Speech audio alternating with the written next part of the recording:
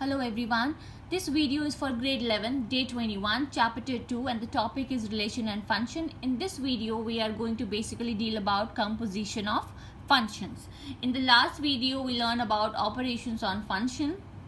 So we'll just combine both the concept, whatever we have studied yesterday and whatever we are going to learn today, we are going to combine that. So let's see what is composite function. So in the composition of function, we substitute an entire function into another function. This point is very important. So this you need to understand.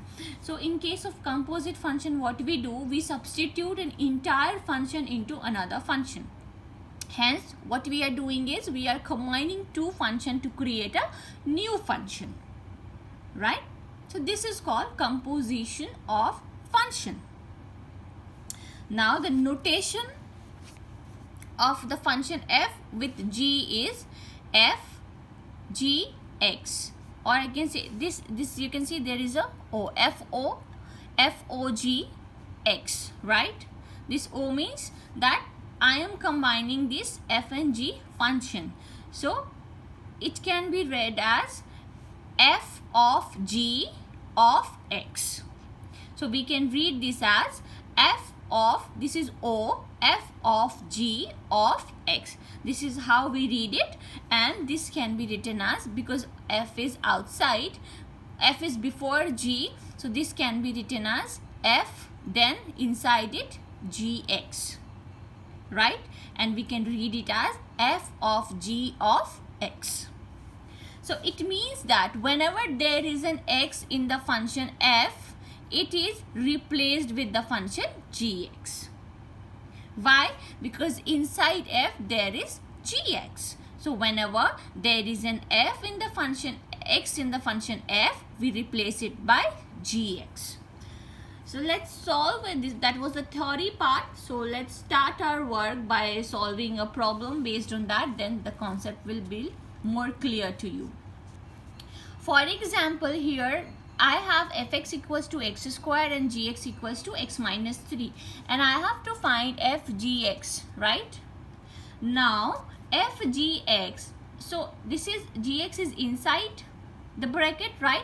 So at place of gx, what can I write? I can write x minus 3.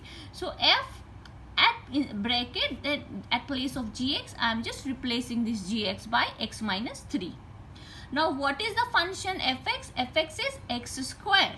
Now at place of x, I have x minus 3. So the nature of function never change, right? The value can change, but its nature will never change. So at place of x, now I have x minus 3. So if fx equals to x square, then x minus 3 will be equals to how much? X minus 3 whole square, right? So for example, if fx, suppose if fx equals to x square, then f2 will be how much? 2 square. Similarly, fx minus 3 is going to be how much? X minus 3 whole square. The same concept we have used. Now x minus 3, a minus b whole square is a square minus 2ab plus b square. So this is the solution. So as you can see that first I have replaced this gx by the given value, which is x minus 3, and then I have used the function fx equals to x square. At place of x, I have used x minus 3, and that will be x minus 3 whole square, and then I got the answer, right? In case of any confusion, you can write your views in the comment box. You can write your queries in the comment box. Second one is fx equals to 2x minus 1 and gx equals to x plus 2. I have to find f gx. Now as you can see that f gx at place of gx, what I can write is x plus 2, isn't it? So I have written f x plus 2. Now fx is 2x minus 1. So I just want you to make that concept clear. This is my rough work just to make you understand. If fx equals to 2x minus 1, then f1 will be equals to what? 2 into 1 minus 1, that is 2 minus 1, isn't it? Similarly, for fx plus 2, at place of x, I can write x plus 2, right, in the same equation. So the same thing I did here.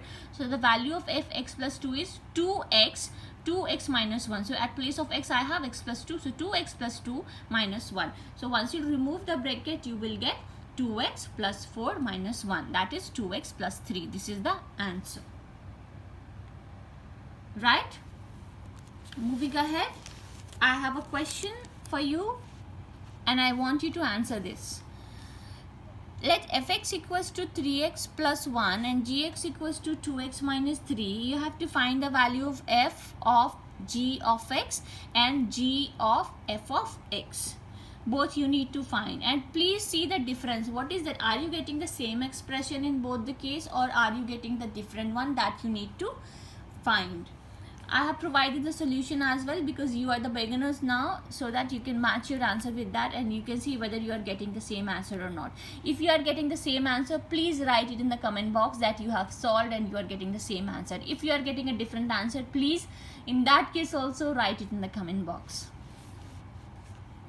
Second, the third question is that fx is given and I have to find the simplified form of the following expression. Now this, you can star mark this question because this may not be included in your syllabus in grade 11, but this is very important from competition point of view, right? This kind of question you can expect in your competitive exams. So this is very important. So fx equals to 3x squared minus x plus 4. See, what the way of my teaching is that I start from scratch, then level 1, then level 2, and then one by one I'll just increase the difficulty level. So you can consider this as one of the difficult question from this particular topic. So let's try to solve this. Find the simplified form of the following expression and the evaluate at h equals to 0. The question is fx plus h minus fx by h. Now if fx is this much, then fx plus h will be how much? This x will be replaced by x plus h, isn't it? So the same I did over here, and after simplification, this is a plus b whole square, this is a square plus 2ab plus b square, and rest is as it is. After simplification I'll get this.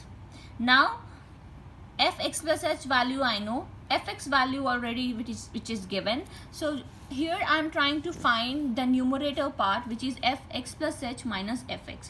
So the value of x plus h from here I have written, and minus fx from here I have written, right? So after simplification I'll get this. Now my main equation is fx plus h minus fx by h. Now the value of this fx plus h minus fx is how much? This much, right? So the same value I have written over here, and at the denominator I have h. So from there are three terms over here. Can I take h as common out? Yes, I can take. So here exactly what I did is I took h common out. The left out terms are these. Then I can cancel this h by this numerator and denominator. I can cancel this h, and at last after cancelling it I'll get 6x plus 3h minus 1 as my value. After once I'll simplify this expression, I'll get this as my value. Now also in the question it was given that I have to evaluate it at h equals to 0, isn't it? So if you see simply over here, if you put h equals to 0, you will get infinite as the answer. That's why I have to first of all simplify it, and then I have to put h equals to 0, right? So as you can see that there is no h at the denominator in this expression. So now by putting h equals to 0, this term will become 0 and 6x minus 1 will be the answer of the question. So this is how we are supposed to solve, right? So I hope you have understood whatever I am trying to teach you, and in case of any doubt you can write your views in the comment box. So based on today's class, here I am giving you few questions. I have also provided the answer to you. So you are supposed to solve this question, and in case of any doubt you can write it in the comment box. The link notes are there in the description part of the video. Please like, subscribe the channel, and share it as well, so that other students can also get benefit from the same. Thank you everyone, and take care.